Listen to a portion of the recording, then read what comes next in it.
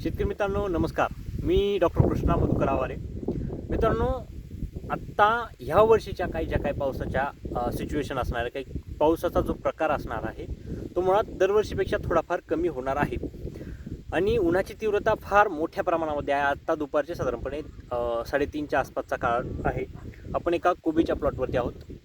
Plot बघता बघता बोलू. पूर्णपणे आपल्या नियोजनाखाली प्लॉट चालू आहे. मित्रांनो, जे काही कोबी फ्लावर उत्पादक शेतकरी बंधू आहेत त्यांना माहिती आहे की पांढरी माशीचा फार मोठ्या प्रमाणात प्रकोप वाढतोय आणि आपण अगदी जे काही फवारण्या घेतलेल्या आहेत ते 2 ते 3 फवारण्या आत्तापर्यंत ह्या प्लॉटला आपण घेतलेल्या आहे आणि ती जो काही तिसरी फवारणी आहे आपली ती पण गरजेनुसार वाढली. जे काही पांढऱ्या माशीचा प्रकोप होता तो फार मोठ्या प्रमाणात वाढत होता आणि त्यानंतर आपण ती फवारणी घेतलेली आहे.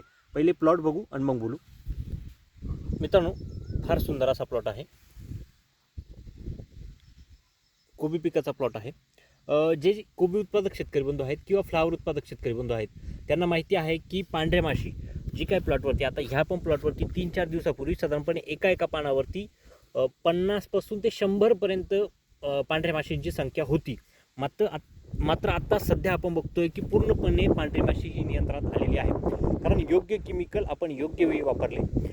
त्याचप्रमाणे जे काही केमिकल आहे तर मुळात वापरणारे जे कीटकनाशक आहे ते पांढऱ्या माशीला काम करते का नाही किंवा करते तर कितपत करते किंवा ते केमिकल कुठल्या टेम्परेचरला कसे रिॲक्ट करते.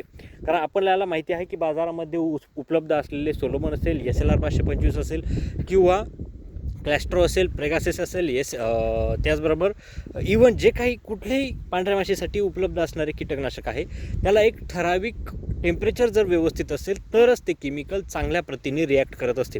पण आपल्याकडून काय होतं की टेम्परेचर वाढलेलं आहे तरी पण पांढरी माशी आपल्याला जशी दिसते त्या प्रतीने जशी आपल्याला पांढरी माशी दिसते आपण लगेच कुठल्या ना कुठल्या केमिकलची फवारणी आपण घेऊन पांढरी माशी नियंत्रणात आणण्याचा प्रयत्न करतात. मात्र लक्षात घ्या, पांढरी माशीसाठी बाजारामध्ये उपलब्ध असलेले जे काही कीटकनाशक आहेत ते 36 डिग्री सेल्सिअसच्या वरती टेम्परेचर गेल्यानंतर कुठल्याही प्रकारे काम करत नाही. आणि सध्या तरी आपल्या महाराष्ट्राचे जर टेम्परेचर बघितलं तर इवन 40 डिग्री सेल्सिअसच्या वरती टेम्परेचर आहे.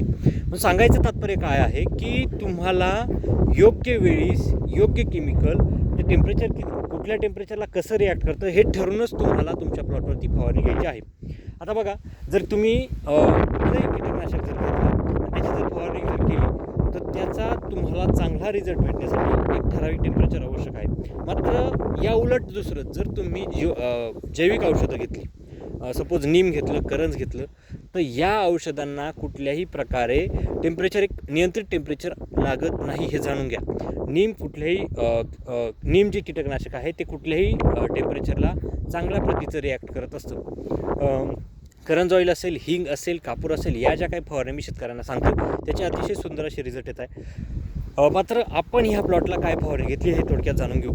लक्षात घ्या, आपण देशी दारू 400 मिली, हिंग 300 ग्रॅम, सुपर प्रोफेक्स 100 मिली, जे की फ्लावर कोबी या पिकावरती अनेक शेतकरी बंधू वापरत असतात, जे की मार्केटमध्ये पोलिट्रेन्सी सुपर प्रोफेक्स या नावाने उपलब्ध आहे. ते 100 मिली घेतले फक्त व त्यामध्ये फक्त 100 ग्रॅम ॲसिटामाप्राइड असे आपण एकत्र फवारणी घेतली आणि त्या फवारणीचे सुंदर असे रिझल्ट आलेले आहे.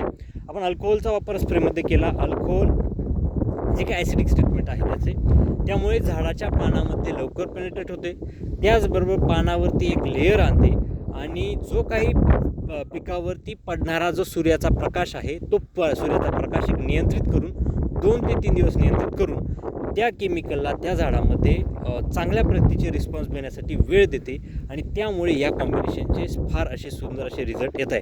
एक 15 दिवसापूर्वी या शेतकऱ्यांना मी तो स्प्रे घ्यायला लावलेला होता. अजूनही आपण बघतोय की पांढरी माशी